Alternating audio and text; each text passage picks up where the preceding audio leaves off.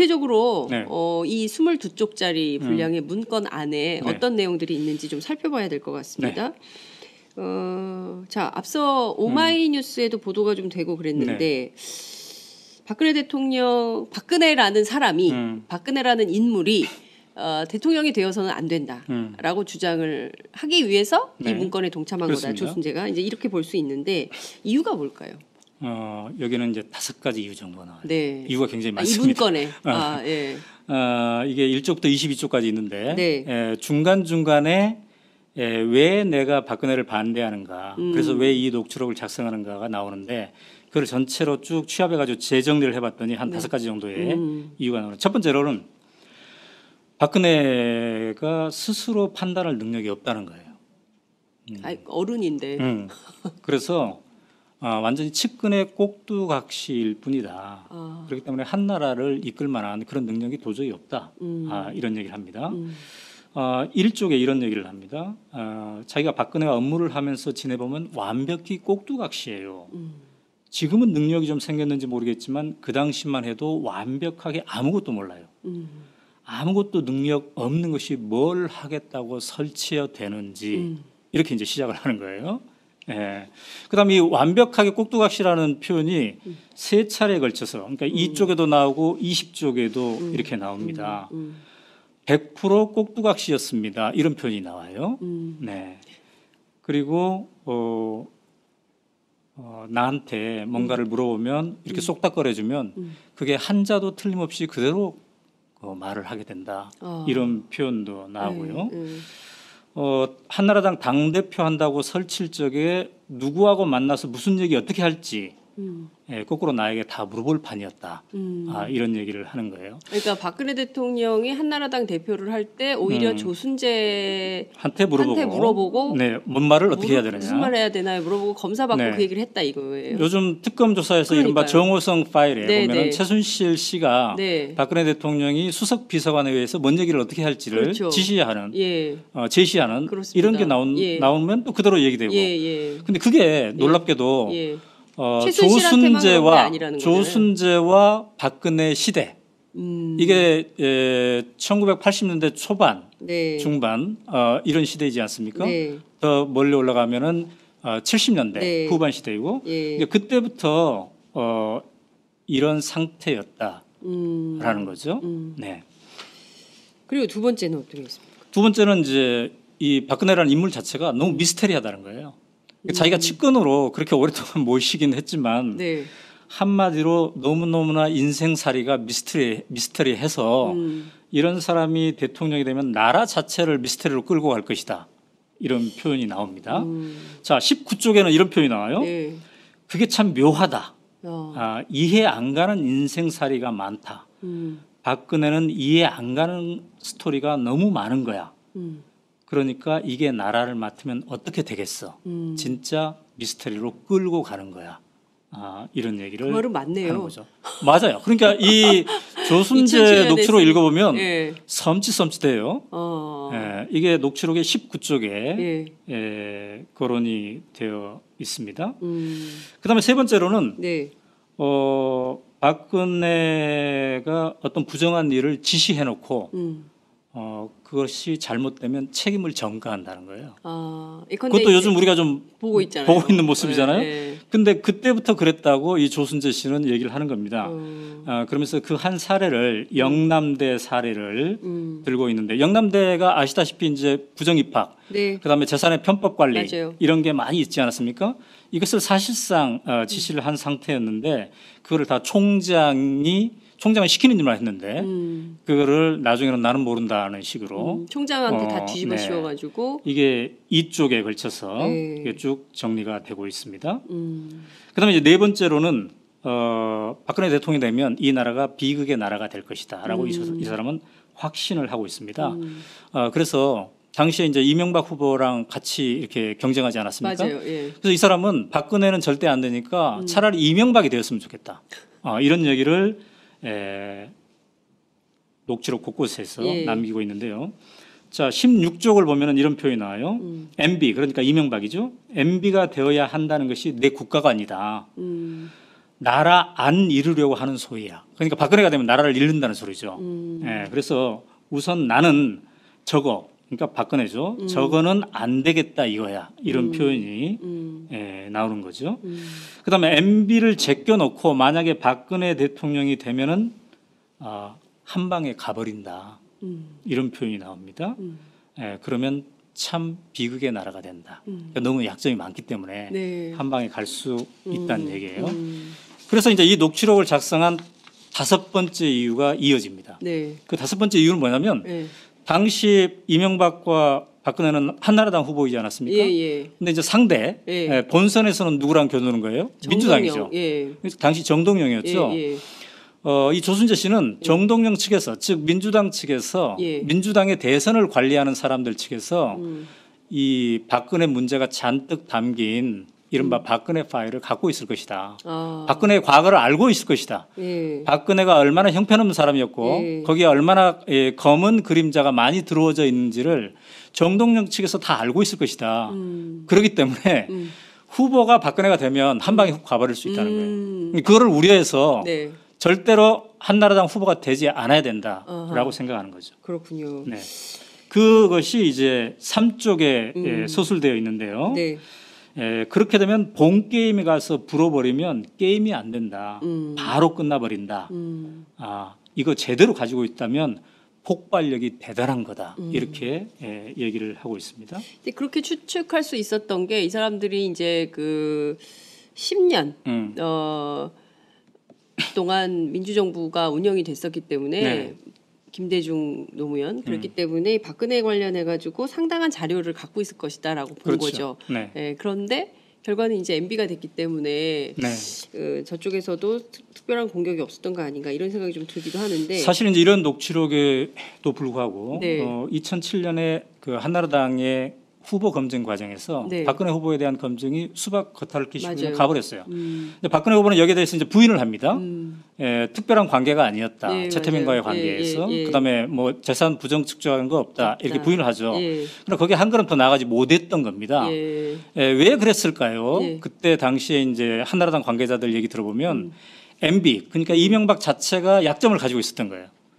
여러 가지 문제에 대해서 특히 MB도. 개인 사생활 뭐 예. 에리카 김 얘기가 많이 예, 나오지 맞아요, 않았습니까? 맞아요. 예. 그래서 당시에 한나라당의 선거대책본부의 주요 관계자들은 MB한테 박근혜 이 최태민 관계를 폭로합시다라고 얘기를 합니다. 그러나 MB가 그런 사생활은 거론하지 말자 이렇게 하는데 그 핵심적인 이유는 사생활 거론하면 어때요? 저쪽에서도 사생활 거론하겠죠. 그렇죠. 예. 그럼 에리카 김도 등장하게 되고 예. 여러 가지 복잡한 일들이 많이 나온다. 그러한 어떤 셈법에 의해서 이 의혹이 더 깊게 파헤쳐지지 않았던 것 같고요.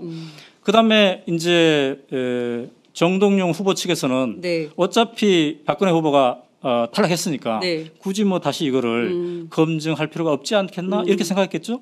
그래서 이게 이제 2007년 대선에서는 거의 문제가 되지 않고 이어져 나왔던 겁니다.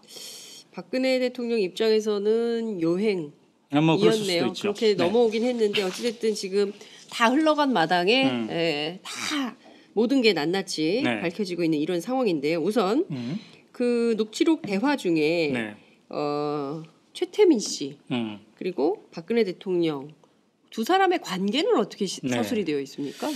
사실 그게 이제 핵심이에요. 네. 이 녹취록에서 가장 핵심적으로 규명해보고 싶어하는 게 네. 바로 그 대목이었는데 네. 저도 요즘 그 특검발 뉴스 네. 또 여러 가지 뉴스 보면서 야 도대체 어떤 관계였길래 저런 일까지 벌어졌을까 이런 네. 생각을 하게 되지 않습니까? 근데 조순재 씨가 이 녹취록에서 굉장히 적절한 비유를 하더군요. 어떻게? 뭐라고 비유를 하냐면 네. 물과 고기의 관계다. 물과 고기. 예. 누가 물이고 누가 고기입니까?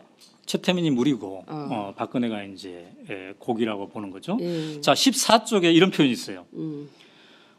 질문자가 네. 녹취록에서 11.6 그러니까 1979년에 일어나는 11.6이죠. 11.6이 나자마자 박근혜 후보가 신당동으로 이사 가지 않았습니까? 그때도 최태민과 관계가 있었습니까?라고 질문자가 물어보니까 14쪽에서 이렇게 답을 해요. 있다고 봐야죠. 계속 있었습니다. 그 관계는 우리가 아는 말로 간첩 점조직 하듯이 음. 둘의 관계는 끊임없이 고기가 땅에 있으면 물만 보면 찾아가듯이 딱 그런 관계다. 고기가 땅에 떨어져 있으면 물 있으면 그렇죠. 얼마나 얼른 가야죠. 얼른 가야죠. 예. 예, 그 관계였다. 예. 근데 그 관계가 물과 고기의 관계가 예. 간첩 점조직 하듯이 만난 관계였다는 거죠. 예. 그러니까 굉장히 은밀하게 네. 예, 만났다는 걸 이렇게 표현을 하는 거잖아요. 그러니까 신당동에서도 만났지만 네. 조순재 씨는 이제 최태민 씨의 집 당시 그게 역삼동에 있었다고 네, 하네요. 네. 예. 단층 기와집이었다고 합니다. 예. 예, 이쪽도 찾아왔다고 합니다. 박근혜 씨가 이제 이거는 14쪽에 네. 있습니다. 아마 정두원 의원은 전 의원은 이걸 가지고 19금 뭐 이렇게 얘기했던 것 같은데 네. 제가 봤을 때는 뭐 한편으로는 그렇게 생각할 수도 있지만 그러나 두 사람이 얼마나 긴밀한 관계였나, 정말 물과 고기의 관계였나 이걸 이제 보여주는 것 같아요. 자, 찾아오게 되면은 은밀하게 만나야 될 거 아니겠습니까? 네, 네. 그래서 사람들 다 피하게 하고 눈에 안 띄게 하고 온다는 연락이 오면 다 피하고 집 안에 있는 사람들. 눈에 띄면 거부가. 왜냐하면 그 최태민 집에 식구들이 많았잖아요. 예. 최순실도 있었고 최순득도 있었고 최순영도 있었고 예. 많았어요. 최순실도 있고. 예, 그러니까 그래서 자기도 나도 마당에 있다가 집 뒤로 피해줬다. 박근혜가 온다고 하면. 예. 그러니까 조순재도. 예. 그러면 박근혜가 방에 쏙 들어가고 네. 어느 방이요? 거기에 이제 그래서 이제 바로 그 방 얘기를 또 합니다.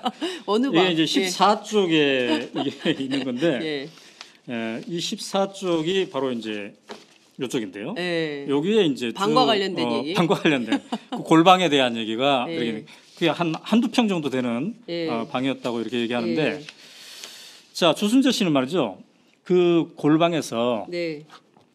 박근혜 최태민 씨가 단둘이 3시간이나 4시간 정도 있었다고 합니다. 자, 14쪽에 구체적으로 이런 표현이 나와요. 네. 3시간, 4시간 안 나오고 둘이 있는데 그 골방이 요만한 거야 이런 표현을 해요. 이 방이 좀 좁고 길다. 한두 평 정도 되는.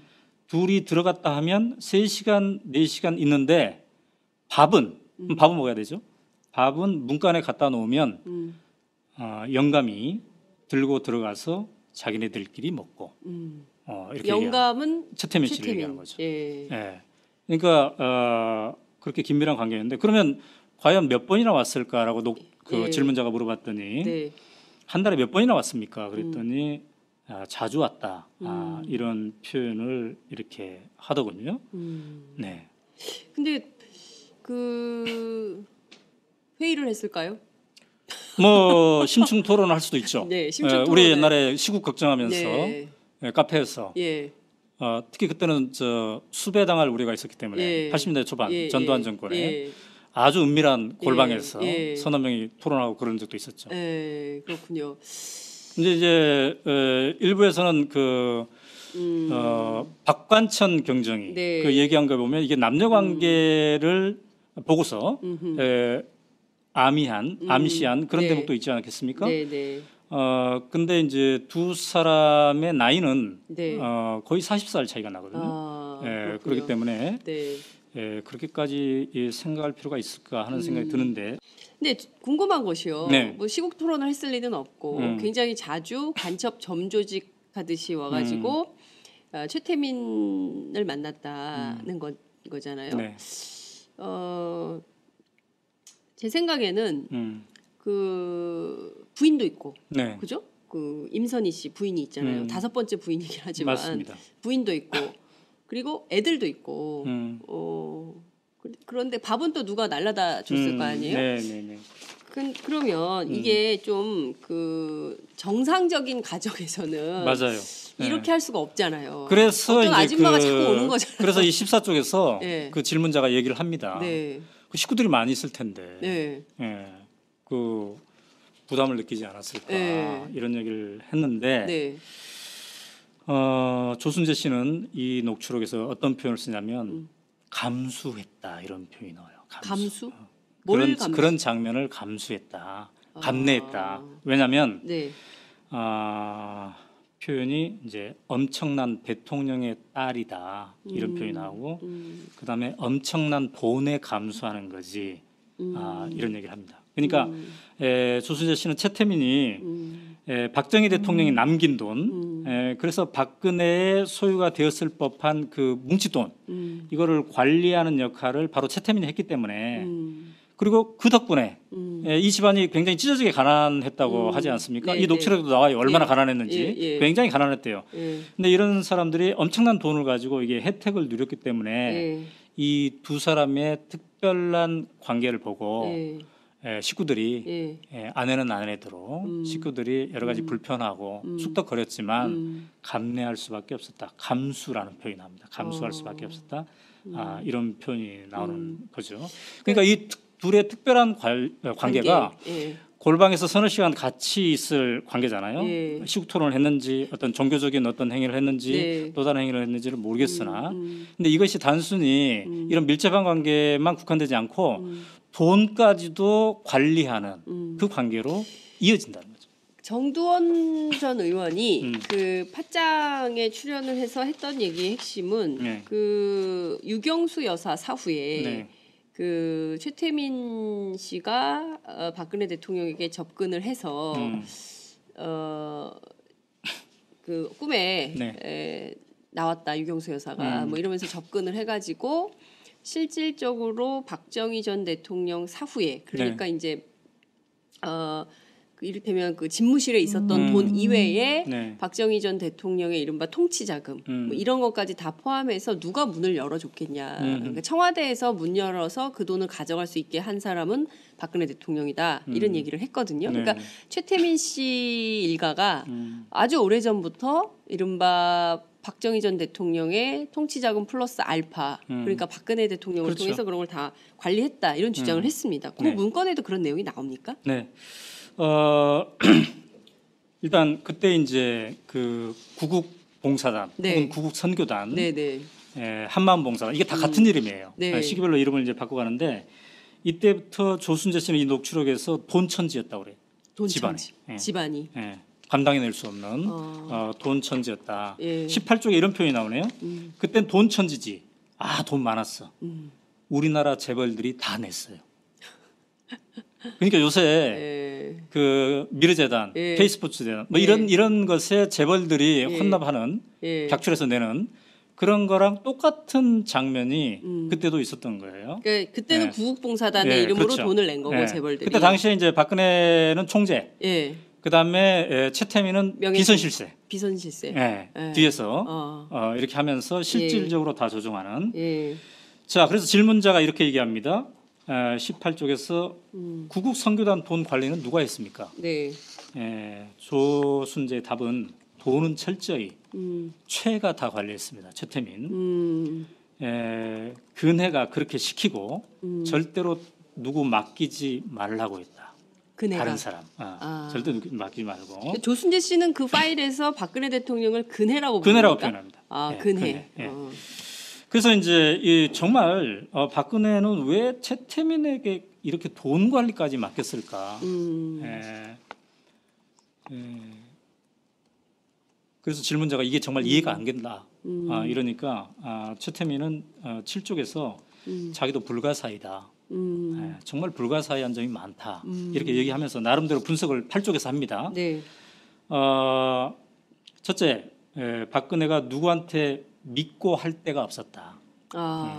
그다음에 JP하고도 등졌잖아요. 그럽니다. JP는 김종필을 얘기하는 겁니다. 전 국무총리였고 사촌 형부가 되는 거죠.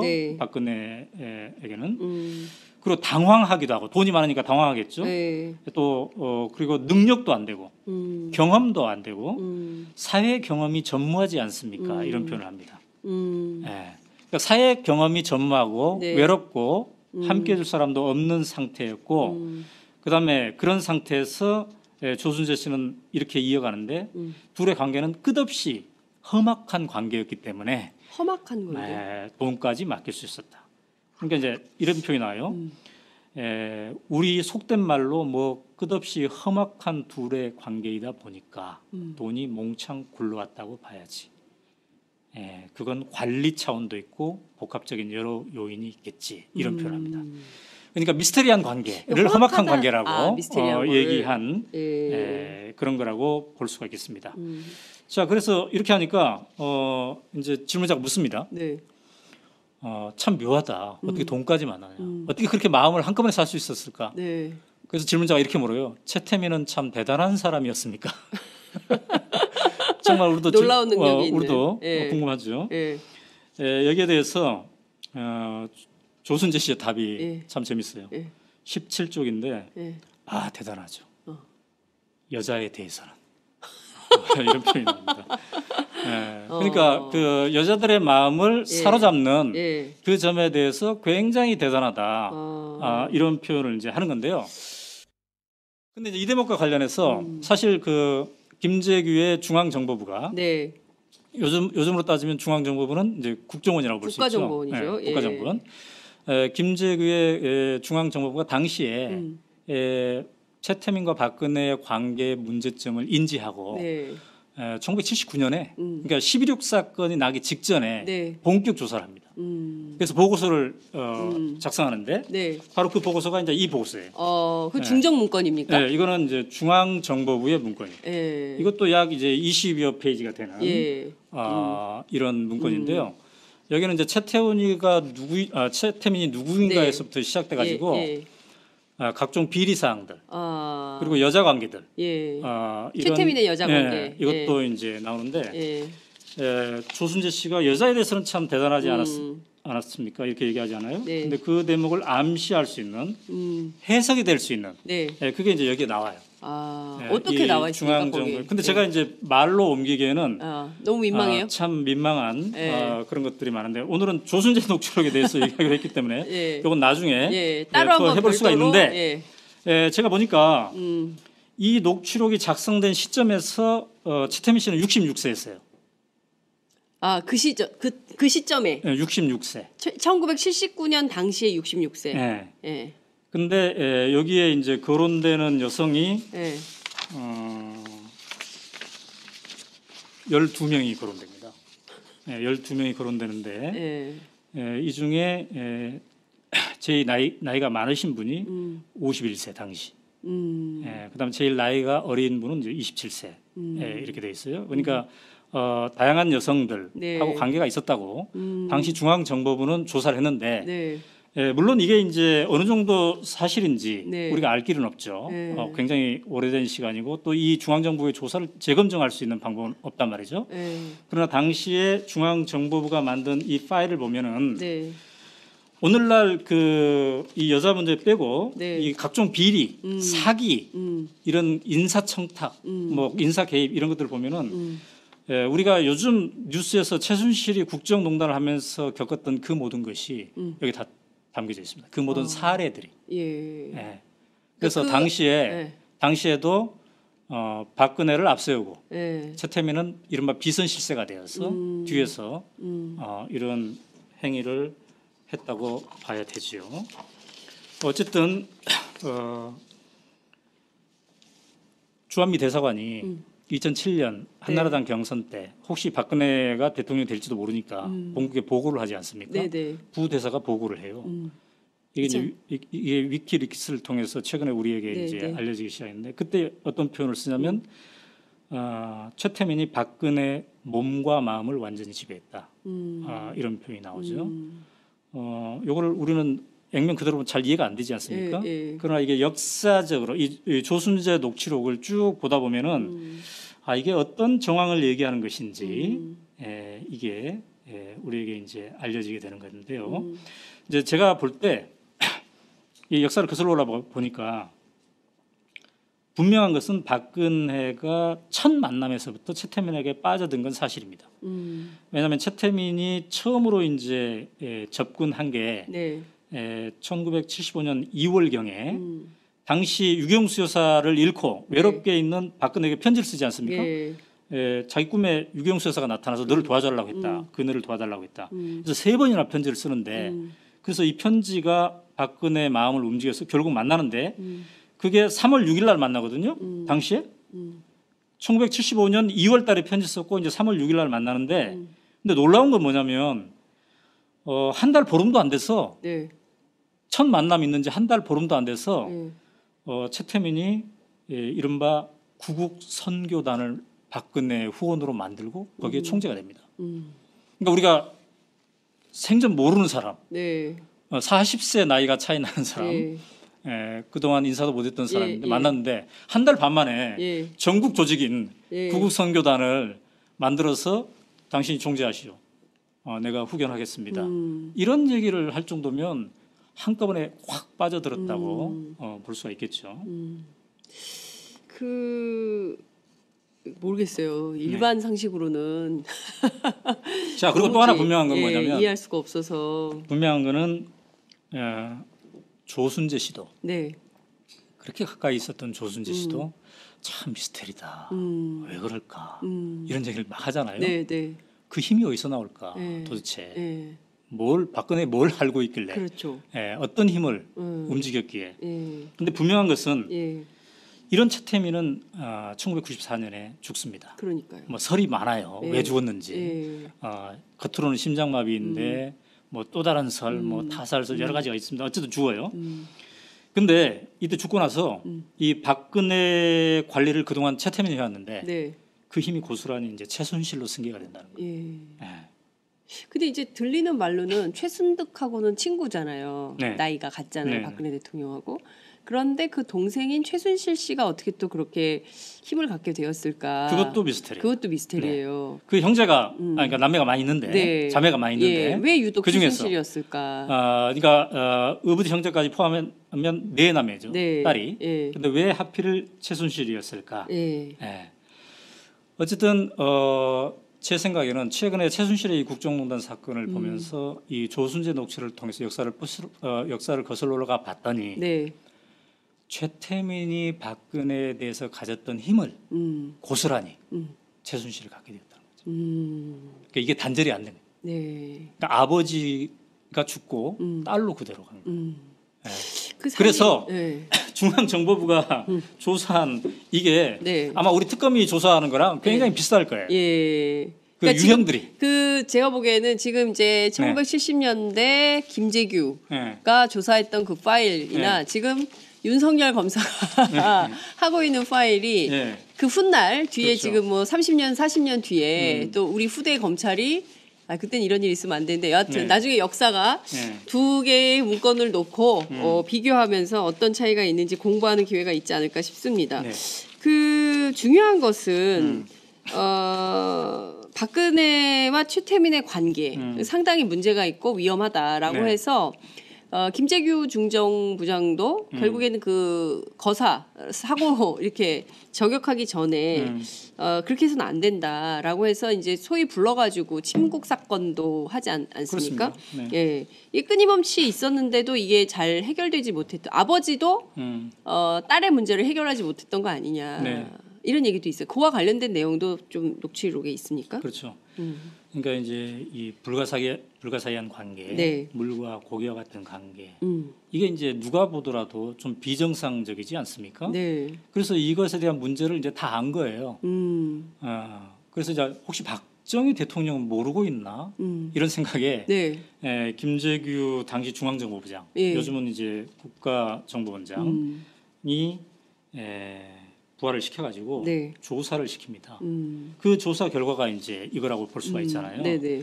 근데 이 조사 과정이 어땠는지가 또 이 보고서에는 막 나와요. 그러니까 김재규의 중앙정보부가 네. 도청까지 한 거예요. 이 조순재 녹취록의 4쪽에는 뭐라고 표현되어 있냐면 조순재 씨가 자기네들끼리 사무실에서 얘기했는데 1분 만에 저쪽에서 안 돼요. 김재규 중앙정보부 쪽에서 1분 만에. 네. 그때도 도청 기술이 굉장히 그러니까 뛰어나죠. 그런 도청 혹은 스파이를 심었겠죠. 네. 근데 이걸 또 알고 박근혜와 최태민 쪽에서 중앙정보부에서 우리를 캐고 있다는 걸 알고 그쪽도 결사적으로 또 대결을 했다는 겁니다. 표현이 이렇게 나옵니다. 4쪽에 박근혜와 최태민은 김재규를 결사적으로 씹었다. 저걸 두면 큰일 난다고. 그러니까 두 세력 간에 이제 갈등이 그러니까 이를테면 이런 있었던 거네요. 겁니다. 최태민과 박근혜가 한편, 그리고 이제 중정. 그렇죠. 이렇게 해서 서로 싸우는 거죠. 네, 네. 서로 죽여야 된다고 생각하는 네. 건가요? 이 지금의 그 박근혜 청와대에서도 네.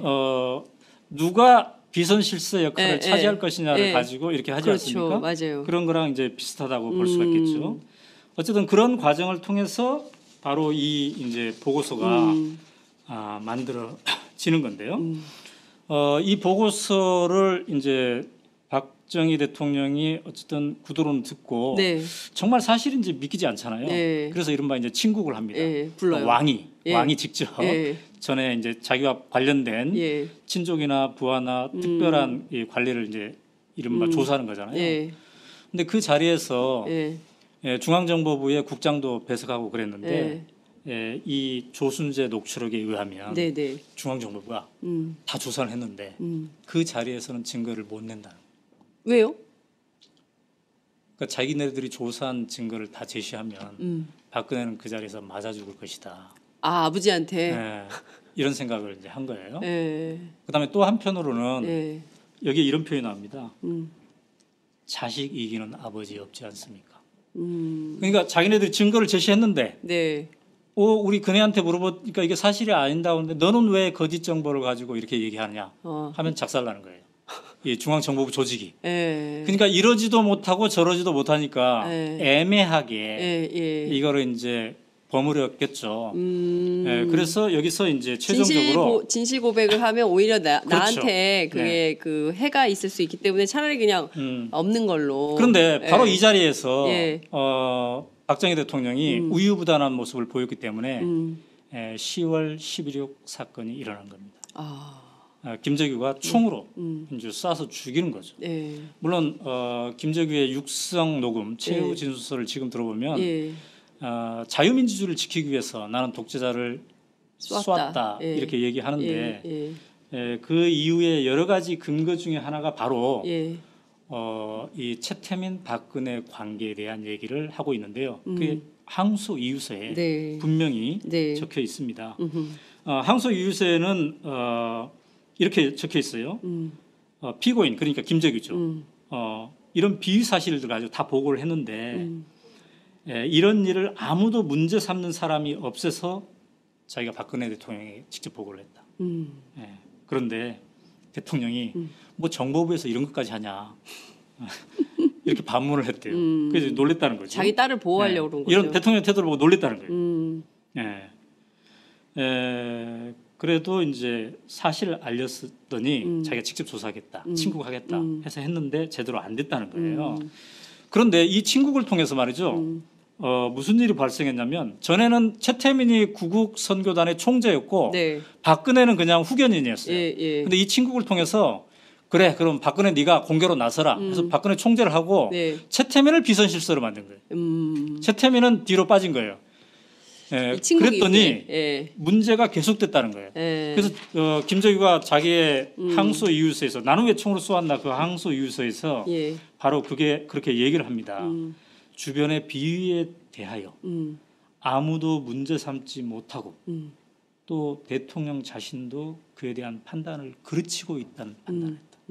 그래서 더 이상 안 되겠구나. 이런 판단을 결심하는데 중요한 게 됐다는 거죠. 어쨌든 박근혜는 박정희 대통령 직접적으로는 1979년 10월 26일 밤에 궁정동 청와대에서 이른바 연회를 하다가 네. 김재규의 총에 맞아 죽었지만 이 배경적 원인을 따져보면 딸 박근혜와 최태민의 이 미스테리한 관계 이게 함께 있는 거죠. 야, 이게 그 한편의 대하 드라마, 대하 소설을 읽는 것 같은 느낌이 듭니다. 그러니까 시간은 한 48분 정도 흘렀는데 여러분은 어떠십니까? 이게 뭔가 좀 정말 가슴 아픈 슬픈 우리 현대사 독재자로부터 파생된 그리고 독재자의 딸로부터 파생된 이 역사가 지금까지도 오고 있다는 생각이 좀 드는 건데요. 그 뒤에 박정희 사후에 전두환, 노태우는 좀 이 고리를 끊어야겠다고 생각하진 않았을까요? 그러니까 이게 심각한 그 내용도 게, 있어요? 예, 예. 심각한 게 예. 박근혜 대통령은 12.16으로 세상을 떠났는데, 박정희. 예. 박정희는 예. 김재규 중앙정보부장도 사형 집행을 당했는데 네. 박근혜 최태민의 관계는 계속됐다는 거예요. 음. 그렇게 문제 삼고 그렇게 단절하려고 했던. 음. 근데 그 후에 이제 군사 쿠데타로 전두환이 대통령이 되지 않습니까? 그렇습니다. 한때 전두환은 집권 초기에 좀 분리시키려고 했어요, 최태민을. 그래서 박근혜로부터. 예, 예. 전두환이 그 최태민을 강원도 군부대로 보냅니다. 한두달. 군부대. 예. 예. 그게 이제 13쪽에 나와요. 예. 박통 죽고 나서 전두환이가 군부대를 보내고 그랬는데 그러나 본격적으로 그네는 절대 건드리지 않았다. 신성시했다. 전두환이 그네를 그네는 신성시했다. 건드리지 않았다. 예. 그 친구들이 재산 관계니 이런 거 조사한 거 없어요. 그때 조사를 했으면 많이 나왔을 텐데 이렇게 13쪽에 적고 있습니다. 그러니까 전두환의 입장에서는 최태민을 잠시 군부대에 한두 달 갖다 두면 좀 격리도 되고 그러면 또 이제 멀어지지 않을까 이런 생각을 했는데 그렇지 않았다는 거고요. 그다음에 전두환의 입장에서는 박정희 대통령 하면은 자기의 이제 군의 네. 선배이기도 하고 네. 굉장히 자기가 존경하는 이런 사람이었잖아요. 그의 딸 얼마나 또 이게 신성시했겠습니까? 그래서 함부로 예. 대하지 못하는. 노태우 때도 마찬가지였죠. 아까 그 가계도 보여줬습니다만 이 네. 가계도는 잘 그렸는데 예. 그 어떠한 후의 액션도 하지 않았던 거죠. 그렇기 때문에 우리가 아까도 얘기했지만 11.6 사건이 벌어져서 전두환 대통령이 돌아가신 다음에 청와대 금고에 약 6억 원에 달하는 돈이 있었다고 하지 않습니까? 네, 네. 이게 조순재 녹취록에도 이제 언급돼 있습니다. 그다음에 또 뭐 스위스 은행에 50억 네. 이런 얘기도 또 언급돼 있어요. 예. 이거는 이제 전후 관계를 우리가 좀 더 조사해 봐야 되겠습니다만 예. 이런 뭉칫돈 이야기가 거론이 되는데 네. 이 돈의 향방에 대해서 전두환 노태우 정권은 전혀 건드리지 않았어요. 그냥 놔둔 거죠. 그래서 그럼 그 돈이 어디 갔느냐? 네. 이걸 이제 요새야 우리가 요새 관심을 갖고 있잖아요. 있는 거죠. 예. 거기에 대해서 이제 이 조순재 녹취록은 그쪽에다가 이렇게 적고 있습니다. 전부 계집애들이, 그러니까 최태민의 딸들을 얘기하는 거죠. 계집애들이 다 사돈의 8촌까지 전부 분산시켜 왔다 갔다 정신이 없었어요. 그러니까 최태민의 그 가계도 아까 보지 않았습니까? 예. 그 가계도에서 가계도를 한번 다시 보여주세요. 그 예. 사돈의 8촌들, 예. 그 사람들까지 재산을 분산시켰다. 이런 얘기를 네네. 이렇게 굉장히 하는 복잡합니다. 거죠. 어떻게 보면은 그 네. 롯데그룹의 지배 구조를 보는 것 같은 느낌이 좀 들기도 해요. 네, 저 최태민의 가계도에서 가계도가. 이제 결혼을 예. 5번 하는데 예. 다 지금 그 최순실 사건, 예. 이 최순실은 이제 5번째 난 임선희 부인하고 난 관계고요. 이 우리가 얘기하는 지금 조순재 녹취록, 이거는 임선희와 엄마는 같지만 아빠는 다른 이 어부다들 얘기를 지금 하고 있습니다. 그렇군요. 문제는 그 다음에 이제 YS, 그죠? 그리고 나서는 DJ, 네. 그리고 이제 노무현. 그렇죠. 그러니까 이른바 DJ와 노무현 민주정부 10년. 이때도 이 문제가 계속 이런 설들이 있었어요. 정치권 그렇죠, 설은 안에 많았죠. 최태민이라는 사람이 있는데 네. 뭐 근데 뭐 그건 뭐 약간 이게 성역처럼 이렇게 돼 있었는데 민주정부 10년간도 이 문제는 해소되지 않았던 거죠. 그러니까 않았죠. 오늘날 이렇게. 네. 그래서 김재규가 이제 항소 이유서에서 이렇게 박근혜 최태민의 문제가 많은데 이거를 아무도 문제 삼지 못하고 있다 이런 얘기를 하지 않습니까? 네. 근데 이제 그 세월이 그 후에도 계속 된 거죠. 이제 누구는 알지 못해서 이 문제를 거론하지 못했겠죠. 또 누구는 믿기지 않았어. 네. 어느 정도 뭐 이렇게 대충 알지만 아유 과연 그렇겠어. 또 누구는 이제 두려웠어. 네. 또 누구는 이제 아이 그 뭐 다 지난 옛날 거 아니냐. 요새 지금 할 일도 너무 많은데 그 옛날 거 파서 뭐 하겠어. 뭐 이런 생각들, 이런 생각들이 있었기 때문에 네. 이게 지금까지 계속되어 온 것이다. 그래서 이 최태민, 박근혜의 불가사의한 관계가 이제 박근혜 최순실로 이어져 왔던 거죠. 네.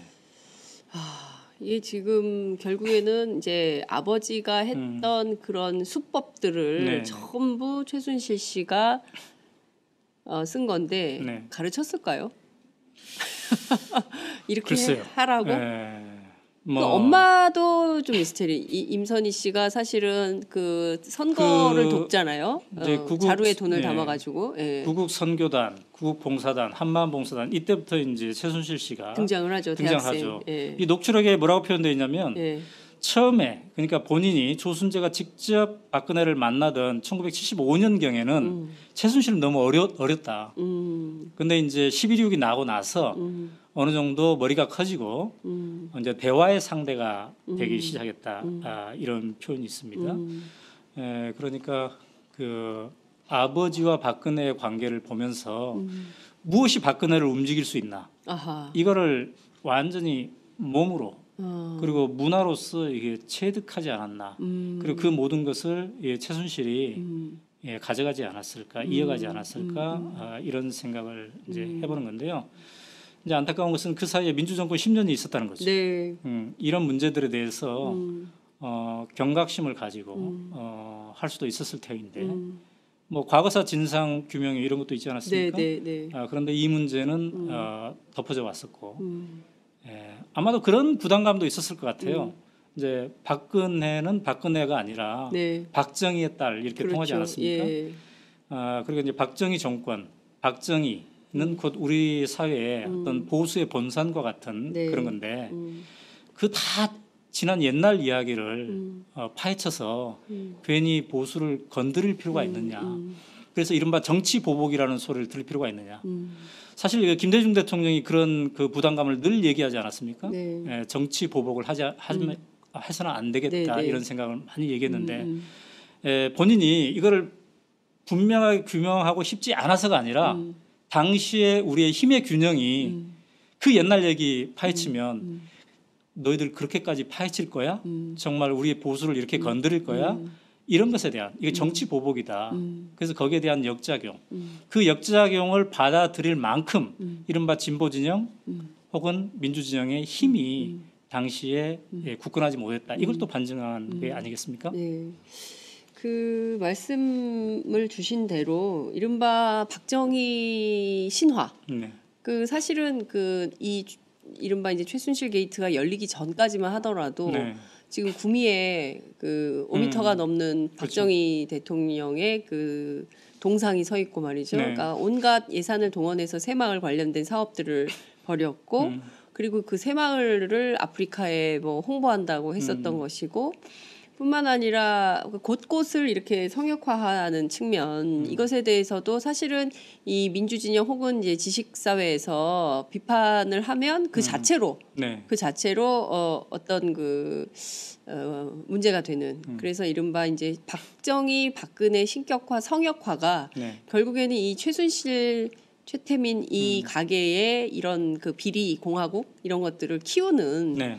우리 인식의 문제 맞습니다. 이런 것도 좀 짚어봐야 될 것 같아요. 그래요. 그래서 특히 조순재 녹취록을 다시 한번 읽으면서 네. 야 우리가 과거를 한번 제대로 돌아보자. 우리가 해야 할 것을 뭘 못했는지를 다시 한번 생각해보자. 그러나 다행인 것은 지난 몇 달 동안 우리가 촛불 민심을 경험하지 않았습니까? 네. 사실은 이 지금 특검이 네. 최순실의 재산 그리고 최태민의 과거 재산 그리고 이것에 박근혜 대통령과의 연관성을 지금 네. 추적 조사하고 있지 않습니까? 예. 근데 이 특검은 누가 만든 거예요? 이게 촛불 민심이 이끌어서 그렇습니다. 이 박영수 특검을 지금 만들지 않았습니까? 그러니까 굉장히 우리가 지금 역사적인 순간에 서 있는 것 같아요. 특히나 이 조순재 녹취록을 읽어보면 네. 읽으면 읽을수록 이 박영수 특검이 촛불 민심이 만들어놓은 박영수 특검이 얼마나 절실한 것인가. 네. 얼마나 수많은 그동안의 이 드라마를 거치고서 좌절 안 됐고 파헤치다 또 안 되고 또 안 되고 그러니까 김재규도 못하고 그래서 사형 집행 당하고 네. 박정희도 못하고 그래서 12.19 총살 맞아 죽고 네. 전두환도 못하고 노태우도 노태우도 못하고 못하고. 심지어 김대중 노무현 이 두 민주 정권도 못했던 것을 네. 이제서야 이 최순실의 국정농단의 충격을 받고 다시 한번 우리의 40년을 되돌아본 이 촛불 민심에 의해서 이 성남 민심에 의해서 드디어 이제 박영수 특검이 이 문제를 본격적으로 들여다보고 있는 이 국면이거든요. 그래서 이거는 굉장히 이 특검이 지금 역사적 사명을 띠고 있다. 네. 이렇게 볼 수가 있겠네요. 예. 제가 어제 그 특검 관계자를 좀 만났는데요. 네. 이런 역사적 사명, 소명 의식에 대해서 특검이 상당히 그 책무를 가지고 네. 내부 분위기가 고양돼 있다고 하더라고요. 그래서 새벽 3시 정도에 퇴근을 한대요. 특검 요새 네. 관계자들이 새벽 3시 정도에 퇴근을 하고 저녁 있는 삶이 없군요 지금. 그 새벽에 퇴근하는 사람들인 거죠. 그래서 거의 그 하여튼 뭐 그 특히 이제 그 박근혜 대통령이 특검 기간을 연장해 줄 리 만무하다라고 네. 판단을 하고 정말 하루를 이틀 사흘인 것처럼 그렇게 한가하지 않게 일을 하고 있다. 그래서 모든 사안, 대한민국 지난 현대사에서 박정희, 박근혜 권력으로부터 제기된 수많은 문제들에 대해서 가급적 많이 들여다보려고 한다. 이런 얘기를 하더라고요. 네. 그래서 촛불이 좀 응원 촛불을 갈까요? 그랬더니 그런 건 됐다고 하더군요. 네, 네. 끝으로 이 조순재 파일을 쭉 취재하시면서 지금 이제 앞서 말씀을 좀 주셨지만 그 우리 국민들께서 조금 생각해봐야 되는 포인트, 네. 예, 시사점 이런 게 어떤 게 있을까요? 최근에 그 모든 언론들이 나서서 막 취재하고 있지 않습니까? 그리고 단독 보도들이 쏟아져 나오고 있는데요. 네, 그러한 보도들을 접하고 느끼고 새로운 사실을 알래 우리가 또 다시 한번 이것들을 체계적으로 조합해서 역사적 뿌리와 역사적 교훈을 되새기는 이렇게까지 했단 말이야. 이거 참 재미난 일이 벌어졌었네. 이게 아니라 네, 그동안 우리는 무엇을 해왔고 우리는 또 앞으로 무엇을 해갈 것인가. 네. 이걸 한번 진지하게 우리가 얘기해야 되지 않을까.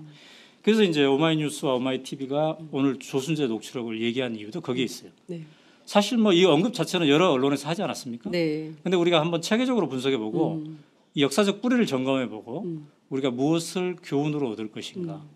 물론 우리 언론도 반성을 해야죠. 네. 저부터 반성을 하고 하게 되더군요. 읽어보니까. 네.